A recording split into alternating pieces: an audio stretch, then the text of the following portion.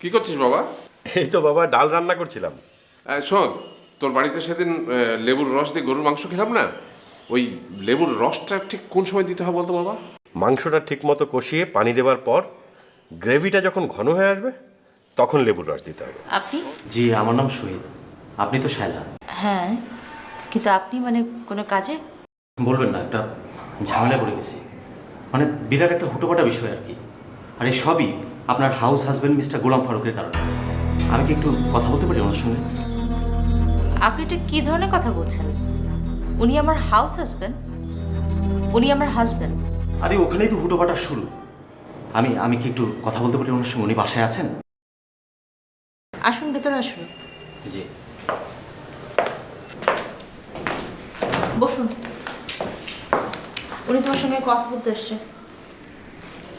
আপনাকে তো ঠিক চিনতে পারলেন না, এই তো? অবশ্য চেনার কথাও না। যাই হোক, আমার নাম শহীদ। আপনারা দেশের বড় সেলিব্রিটি, আপনাদের সবাই চেনে। আর তাতেই আমাদের মতো মানুষের 12টা বাজে। এই যেমন ধরুন এখন আমার অবস্থা, 12টা বেজে ঘড়ির কাঁটা 13টায় ঝুলছে। ব্যাপারটা কি বলেন তো? ভাই, ব্যাপারটা খুবই জটিল, কিন্তু আপনাকে সহজ করে বলছি। আপনি কিছুদিন আগে চেনা মানুষের দিন যাপন বলে একটা টিভি টক শোতে ইন্টারভিউ দিয়েছিলেন,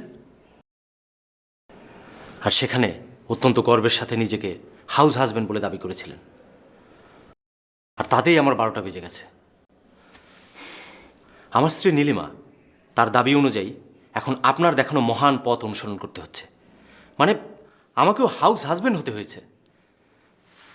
গেল একটা সপ্তাহ যাবৎ আমার উপর দিয়ে কী যে যাচ্ছে। থালা বাসন মাজছি, ঘর ঝাড় দিচ্ছি, কাপড় কাচ্ছি, রান্নাবান্না করছি, মানে জটিল অবস্থা। আপনি কি করেন? কি করি? ও, কি আর করি, আমি ওই শেয়ার মার্কেটের ব্রোকার। দুপুরের মধ্যে বাড়ি ফিরে আসি, আর আমার স্ত্রী একটা ব্যাংকে কাজ করে। জানেন, এতদিন পর্যন্ত আমার নীলিমাই বাড়ির সব কাজকর্ম করতো, আর এখন আপনার ওই ইন্টারভিউটার পরে আমার জীবনের সব শান্তি নষ্ট হয়ে গেছে ভাই। মানে কি যে একটা হুটোপাটা অবস্থা। এতে শান্তি নষ্ট হবে কেন? আপনি আপনার স্ত্রীকে তার কাজে শেয়ার করছেন, এতে তো সংসারে শান্তি আরো বাড়বে।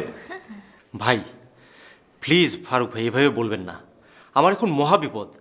আপনি আমাকে বাঁচান ভাই, এই মেয়েলি কাজের হাত থেকে আমাকে বাঁচান ভাই, রক্ষা করেন।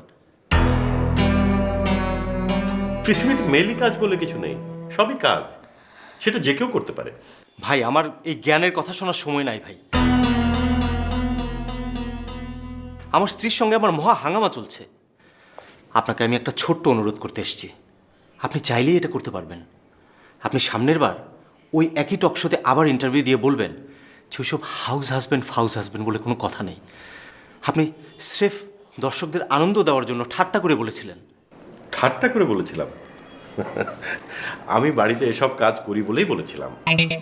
আপনি দুপুরবেলা বাড়িতে ফিরে আসবেন, পার উপর পা তুলে আরাম করে বসে থাকবেন, আর আপনার স্ত্রী ব্যাংকে কাজ করে পরিশ্রান্ত হয়ে এসে বাড়িতে আবার সব কাজ করবে, এটা কোনো কথা হতে পারে না। মিস্টার শহীদ, আপনার চা খাওয়ার অভ্যাস থাকলে 1 কাপ করে দিতে পারি, নইলে আপনি আসতে পারেন। আপনি আমার বিপদে সাহায্য করবেন না, এটা আপনি কি বললেন?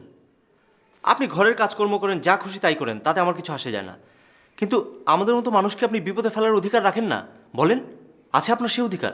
অবশ্যই আছে, কারণ তিনি একজন নাট্যকার, আর নাট্যকাররাই পারেন মানুষের করণীয় কি তা নাটকে তুলে ধরতে।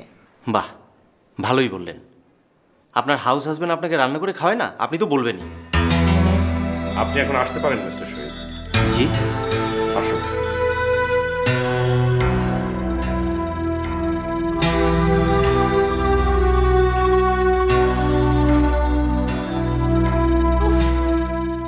ওর জন্য তো আমারই দেরি হয়ে গেল। আমি আসি।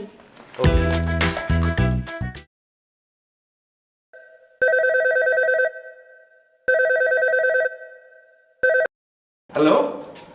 ফারুক, কি করছিস বাবা? এই তো বাবা ডাল রান্না করছিলাম। শোন, তোর বাড়িতে সেদিন লেবুর রস দিয়ে গরুর মাংস খেলাম না, ওই লেবুর রসটা ঠিক কোন সময় দিতে হবে বলতো বাবা? মাংসটা ঠিক মতো কষিয়ে পানি দেওয়ার পর গ্রেভিটা যখন ঘন হয়ে আসবে তখন লেবুর রস দিতে হবে। ওকে ওকে, হ্যাঁ। তুমিও বাবা শেষ পর্যন্ত আমার মতো হাউস হাজবেন্ড হয়ে গেলে। রান্নাবান্না আর ঘরের কাজে যে এত আনন্দ, এটা কিন্তু আমি আগে জানতাম না। আমার রিটায়ার্ড লাইফটা এখন আমি সম্পূর্ণ এনজয় করছি। শোন, তোর মাকে 7 দিনের জন্য তার বান্ধবীর বাড়িতে পাঠিয়ে দিয়েছি। এর মধ্যে তোর কাছ থেকে আমি রান্নাবান্না আর ঘরের কাজকর্ম সব শিখে নেবো। ব্যাস, তারপরে হয়ে যাবো আইডিয়াল হাউস হাজবেন্ড। সরি রাখছি রে, মাংস রান্নাটা শেষ করি আগে। ঠিক আছে বাবা।